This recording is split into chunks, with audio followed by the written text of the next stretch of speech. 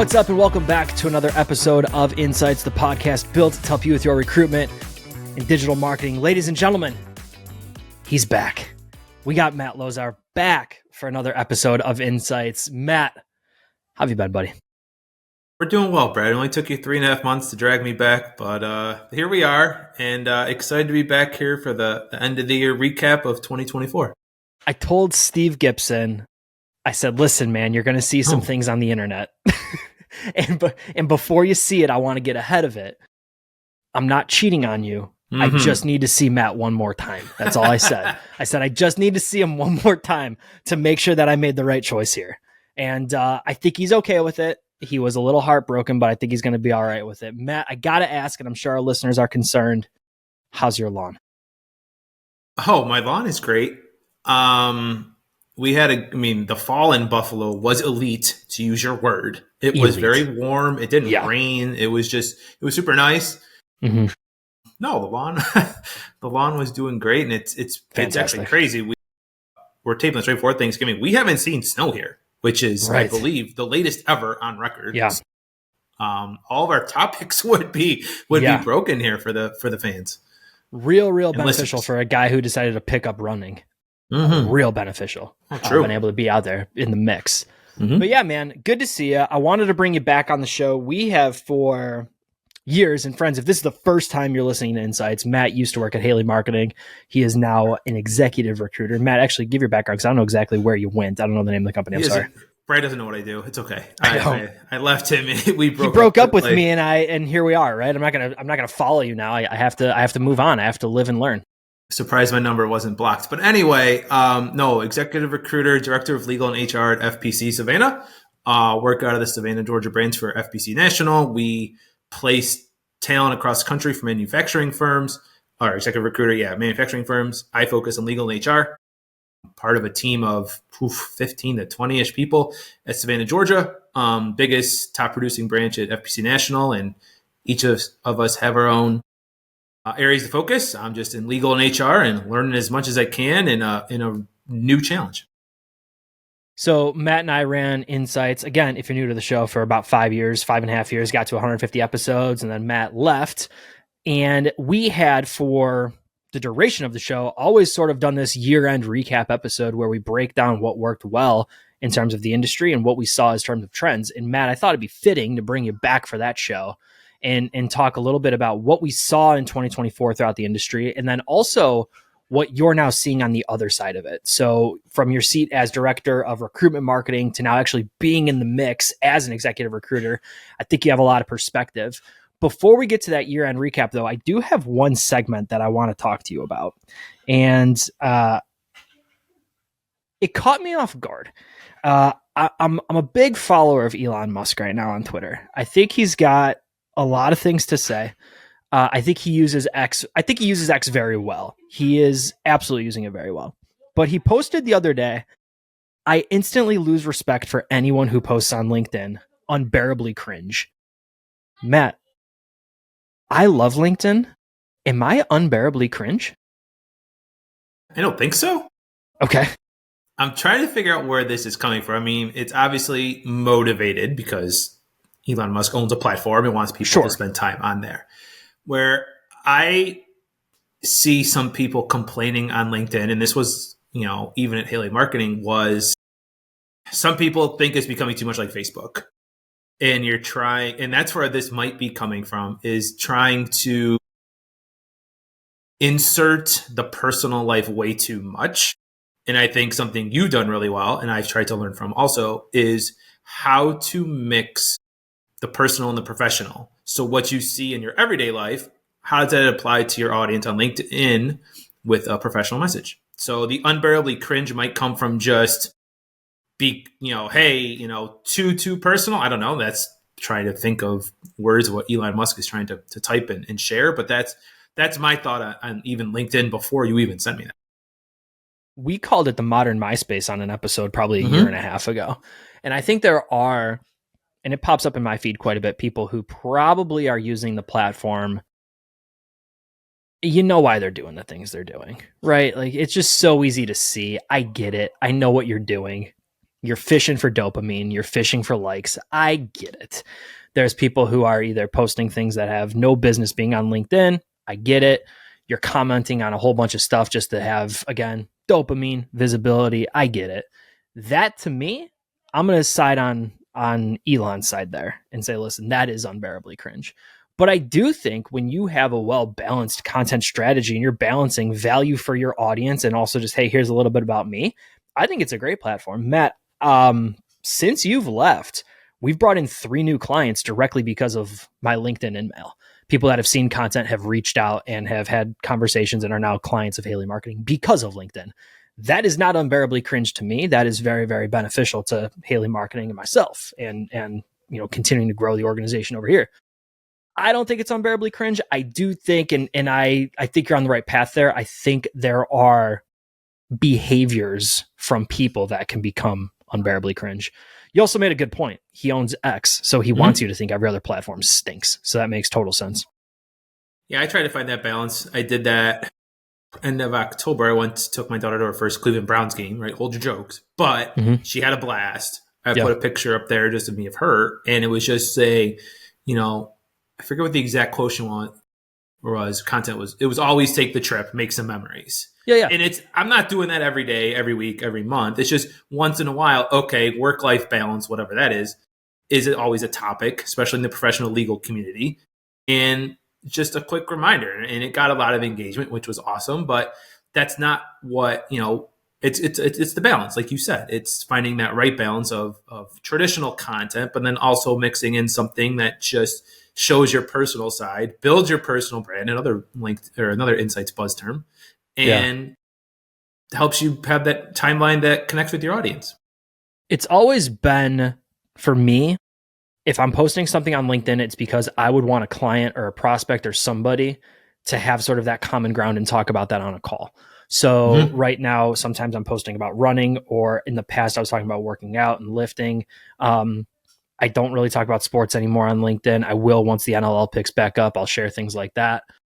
But that is to find common ground. So if Matt, the prospect, reaches out, perfect example, had a call with a client, Matt, 2 weeks ago at time of recording. Guy straight up said, hey, how's the marathon training going? And then we went into all this other stuff. And like, that's awesome for me, because it's not just, hey, Brad, let's talk about search engine optimization. Let's actually talk about what it means to be a human first and then go from there. So I think there is relationship building tactics that you can deploy on LinkedIn. So yeah, I don't think it's unbearably cringe. I do think there are cringe behaviors. And that is the most that I have used the word cringe in probably my entire life, and probably will not use it anymore. The cringe, just saying the word makes me cringe. It's weird. Not in my normal day-to-day it's vocabulary. I'm not an old man by any means, but I'm too old to use the word cringe as a phrase. So Matt, good topic there, bud. Let's now think back to 2024. So it's been a long year for the staffing industry. You spent the majority of it as director of recruitment marketing at Haley Marketing. You've now spent, has it been 3 months? How long have you been gone? 3? 3 full months. Started the beginning of September. Okay. So yeah, cool. three full months. So 3 months now as an executive recruiter. What do you think are some common trends that we saw throughout the industry this year? The year felt noisy. I don't think you can get away. And it could be a little recency bias of the back half of the year. The year felt very noisy because of the election. Yeah, interesting. I think on an overall content thought. That's the first thing that I thought. And then after that, video, I think we're coming to expect with video and podcasts engaging with the content that's really well done, engaging with the content that, clips, shorts, whatever the word is on the platform with some captions. We engage with the content that's really good. Like, I can't go on Facebook without seeing the clips on there, or the shorts, whatever they call them. Yeah. And if it's really good, I'll watch it. If it's really bad, I'll swipe to the next one. So that seems to really have been ingrained into the platforms. Yeah, I think first off, the reels on Facebook. Please get it right. I know you haven't been here for 3 months, so we'll let it slide. But let's please get the vernacular right, Matt. This is a podcast. There are rules. There aren't many, but that is one of them. The year did feel noisy. And for me, I think it was a year where a lot of people had to figure a lot of things out. We don't really know how to sell. We need to figure out our sales strategy. Do we and are we deploying marketing the right way? Can we figure out how to marry that to our sales strategy? Are we good at recruiting, or do we just hope we get 1,000 applications and somebody shows up who's right? We need to figure out our recruitment strategy. I think the best staffing firms realized early in the year, listen, we need to figure some things out. We need to get ahead of this because we don't want to feel like this next year. And the best staffing firms that I'm talking to sat down, figured that strategy out, and figured out how to marry all of that together to actually move the needle forward. In a year where everything was kind of moving the wrong way, there were still quite a few individuals and organizations who did very, very well. And those companies, I believe, in my mind, when I think about trends, they figured it out and they adapted and they were willing to change. They were willing to say, listen, this isn't working. What got us here won't get us there. So let's fix it. That's kind of been my biggest trend, man. It's interesting. I think the marketing and sales in the last episode, Steve Gibson. I do listen, folks. I listen to almost all of them. Wow. I won't say 100%. Like, wow. I listen to a lot. But Steve had a really good quote because it's where I'm at right now. Like, I'm stuck. I'm working a pretty much full desk where I do almost everything. Got to get the jobs, got to get the candidates, got all that kind of stuff. And there's the challenge. The quote Steve had was, "You eat what you kill." Yeah. And I thought it was like a light bulb moment where there's a challenge from what I've seen in the executive recruitment world of there's not a ton of marketing, I don't think, because it's not directly related to a sales outcome right away. Mm-hmm. And I've fallen into the trap of the first couple of months. I've actually realized it because in the beginning, first month your head's spinning. Second month I got some jobs, which was great. Third month, still trying to figure that out. Now holidays and all that kind of stuff. But it's finding the balance between getting jobs to work on quickly versus when that kind of comes across as pushy. And some people might need that. They might need buyers right away. But it's finding that balance with your marketing sales strategy of being a longer term consultant. And maybe it's okay that you didn't get a job right away. You might get it in a couple months or how long, but as a recruiter, you need that instant gratification. So you can see how the marriage of marketing and sales is really tough. And that's where my head's really been at, just shifting gears for the last third of 2024. Yeah, that same episode, he made a comment that we're an industry of hunters and sometimes you need to be a gatherer. I thought that was a really good line too. I actually clipped that for LinkedIn myself. I get it, right? I get it. We are operating on sales commissions. We're operating on placements. We're operating on putting somebody to work in a great opportunity. So we're thinking very, very nearsighted. And I, for the longest time, have said that the industry lacks urgency. We lack urgency, but it's not that we don't lack urgency in the sense of deploy marketing now for your success tomorrow. It's, I got to go out and hunt right now because I'm hungry. And we need to find somebody for this open role right now. I can't worry about the orders that are going to come next June because right now I got to find a candidate who can fill this order right now. And I think that's difficult when you're trying to sell that methodology to somebody of, listen, I get it, I hear you, but I also don't want you to feel this way next year. And on that episode, I kind of married it to PT, right? So like I got this thing kind of going on with my knee. It doesn't hurt all the time, but it's popping up every now and again. So I'm going through preliminary PT to strengthen actually my hip. Fun fact, knee pain comes from your hip. It's not actually your knee. So we're fixing that. But the thought is, how do I fix what's going on now so that I don't have to feel this way in 6 months or a year?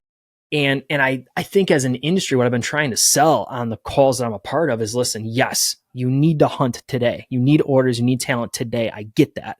And this can help. But also, if we mix this in, you won't feel this way this time next year. And that's important to me. It's a really interesting thought. It's very interesting shifting gears, changing, and trying to understand that value that you have. Yeah. So trends in the industry. It was a noisy year. What do you What think? What do else? you see? What was your takeaways? You kind of just gave me mine. It was noisy. I kind of talked about shifting with Yeah, sales and marketing. Like, what was your take? I mean, 12 months is a long time. yeah. So, I thought it felt like a very slow year for the industry. mm-hmm. I have a lot of calls every day, so this isn't. I'm not. This isn't recency bias. This isn't just talking to one or two people. This is from 4 or 5 calls a day for an entire year. It felt like the industry was nervous to do anything different. It's just let's sort of navigate. I know it was an election year. I know changing our industry is already difficult, but to me, it felt very much like, listen, I need to play this as safe as possible. Maybe just get to pass the election or just get to 2025 and then we can take action. But it felt very, very slow in the sense of the machine's not really broken yet. Don't touch anything. Which is interesting. So the team I joined, they felt January through June, July was hot for getting jobs. Candidates have been pretty easy. On the executive recruiting side, I think is totally different from more Bialy Marketing's audience of traditional temporary staffing. But then once August hit, the brakes got put on hard, and that feels like the uncertainty really came out in more of that direct hire world. So it's interesting to see what happens here with 2025 with the industry and the market. I mean, we're kind of talking about two different things, like the industry and I think what's going on in marketing. But that's kind of what it felt like from this side. From a marketing standpoint, the biggest trend that I saw was the desire to. I want to articulate this the right way. The desire to have marketing in place that drives true results. And I'm not just saying ROI on your investment or return on your ROI on your investment doesn't make any sense, but I'm not saying just return on your investment. I'm saying, Brad, we need orders. This is our sales system. What should the marketing be to support this sales system so that I get orders, right? This needs to be working in unison. And I will say just about every single call that I've been a part of for the last 5 to 6 months have been trying to reinforce why these two entities, marketing and sales, marketing and recruiting, need to talk together. Otherwise, we're just doing marketing stuff and it doesn't matter. So I think that was another big trend that I saw, specifically marketing. So outside of sort of the industry of just bringing marketing to the industry, the best organizations learned how to marry that together and make it a true system. And that's been a lot of fun, right? Those are fun conversations to be a part of, to say, listen, what is your sales system? What are you doing? What's your 10-step process? And then also understanding that it takes 17 to 20 touches. So 10 steps isn't enough. Great. Now, how does marketing get you to those 20? That's been something I've been huge on too for most of the year as well. Makes a lot of sense. Go ahead. I was going to say, where are we headed, right? So when you think about your seat, what you're currently doing, how are you and your team? You said maybe you're not even really deploying a lot of marketing. You're really going out and hunting. Yeah. What do you bring from your recruitment marketing background to the role that you currently have to help drive more talent and drive more conversations?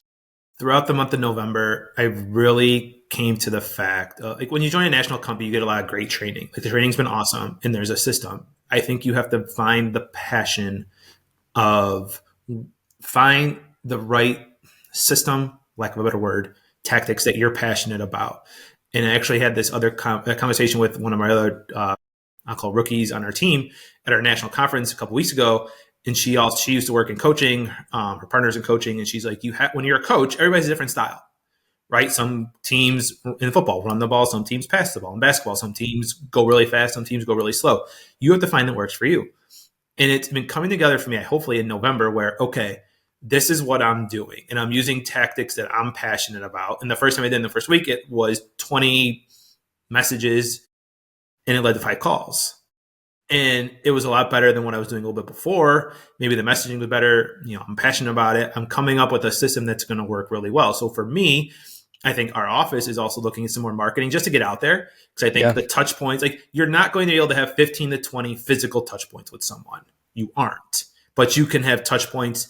Email could be one, but just advertisements online, anything as a touch point. That's why that number can make people worried. I think, oh my God, I have to email someone 20 times. No, you have to get your company from them 15 to 20 times. On the other side, I think the market could be me being optimistic. I think the beginning of the year is going to take off because just put it together. Like a Republican president was elected because people were unhappy with the economy and some other things. So we're going to look at economy. The president's going to do things to get the economy going, like just kind of Donald Trump's track record. In the beginning, I think it's going to work really well. After that, who the heck knows? Like nobody knows. But to me, it feels like it's going to get going. If they can get interest rates down, I think manufacturing is going to open up and other companies will open up. So I think it's going to get going, at least to start. And that should help everybody in traditional manufacturing staffing jobs, hopefully, to have a great start to 2025. Yeah, and friends, I had Toby Millar, the Vice President of Government Affairs at the American Staffing Association, on Take the Stage a few weeks ago. If you're interested in what he thinks will happen with the economy now that Trump has been reelected, you could look directly at your podcast player and go back just a few episodes. Or if you're watching on YouTube, you'll check out the episode titled "How Will Trump's Reelection Shape Staffing in 2025?" A fantastic 30-minute conversation, again, with Toby Millar, the Vice President of Government Affairs at the American Staffing Association. Matt, I am optimistic as well. And I think I'm kind of always optimistic for a new year. It's always just been my mentality of just, listen, we set a goal setting. And actually, I should have sent it to you. I watched Gary Vee, who, used to be my guy for a while, but he was going off in a reel or a TikTok or something that I saw about how lists are nonsense and it's all about execution. And first off, I believe that, right? You can write the 7 things that you want to do this year on a list, but if you don't do anything towards it, what does it matter? But I've always sort of had this thought that, like, listen, a new calendar year, we can set a new scope for the year. We could set a new framework for where we want to be this time next year. And I think the industry is going to compound on itself. We're going to keep thriving. We're going to keep doing what we do well. We're going to keep doing what it is that we know works well. I hope, Matt, as I look at staffing and recruiting firms next year, even next month, right? At time of recording, it's going to be next year when we drop. So I get that. I just hope that we have the courage to say, listen, maybe it's time to shake things up. What got us here might not get us to the next million. It might not get us to the next stage of where we want to be as an organization. So what can we do differently? And I think that that's super important. I think on the marketing side, the quality comes through. It goes back to, actually, I forget what was the tagline. You might remember when we had Kristen on our team on it a long time ago. We just said, "Real is fake is out, real is in," or something like that. I forget what it was. That's a real old episode, but you're right. But it's the principles of InSights, right? It's who's your audience, what's the content, and is it good quality? I think there's so many podcasts, so many videos, so much emails, so much link. Like we're really in AI. We haven't talked about AI. Yeah, that the authenticity has to be really, really good. I think getting back to people being people, and I'm going to hit InSights bingo here today in reducing friction, but no, in seriousness, drink. Just have a really, really good, authentic plan that shows you're a human being, and using those tactics that stick out can set you apart. I was thinking about slapping a sticker on all my content that said 100% human made, just to use that as a differentiator at this point. Matt, it will be an interesting year to see what happens with AI-driven content. Now, will it rank? Will it outperform? Will it do this? Will it do that? I'm in your camp, but I think good content is always going to cut through the clutter. It is no longer just table stakes of, if you want to have good content, you can shoot a lousy video on your iPhone and it can be blurry and it can be this, it can be choppy. Your thoughts can be sort of cloudy or foggy or whatever it is. Like, you need to put out good content or no one's going to watch it. We see that with the show, man. I mean, there are episodes that aren't good and we see the numbers drop off, rightfully so. If I stink that show, I don't want you to listen either. I get it. I'm trying my best, but after, 6 years of weekly shows, they're not all going to be home runs. So I think you're exactly right. Where will AI and what impact will AI have on the industry? What will we see happen in the new year? What will we see with content marketing? What will we see with recruitment marketing and using marketing to drive sales? I'm excited about it, man. I haven't felt this way in a long time as it relates to just where the industry is headed, because I'm having a lot of fun in the conversations I'm a part of lately. all I got for you, man. What do you think? Anything from me? That's it. I think we hit on some points. I appreciate being back. Thanks for giving me the opportunity. You should see the text message. He was like, Brad was asking me out to prom or something in 2024. Yeah. But cool to be back. Happy to share some thoughts, and still listening. Love the insight because it helps me being in a little bit different, being more on the actually recruitment side. So not in marketing day to day, obviously 8 hours a day, but show's still awesome. Appreciate being back, and nothing but the best here in 2025. Hey man, it's always great seeing you. I appreciate you coming back and giving me that hoodie that I loaned you. I told Steve Gibson that, like I said, I just needed to see you one more time to make sure that I made the right choice. Steve, if you're a listening buddy, I think you got a safe seat here as we go forward. But Matt, you are always welcome back on. If you're noticing anything in your seat, you want to share it with our listeners. I know you got a good following over here, people that like you and respect you. So you're always welcome back, bud. That's our show. And thank you for listening to another episode of InSights. If you found this episode valuable, we'd love to know. You can message Brad on LinkedIn, or heck, reach out to Matt and say a nice hello as well. If you have a question for us, you could tweet us at Haley Marketing or email info@haleymarketing.com, and be sure you tell them that InSights sent you. For my guest today, Matt Lozar, who is back, have a great afternoon. We'll see you soon.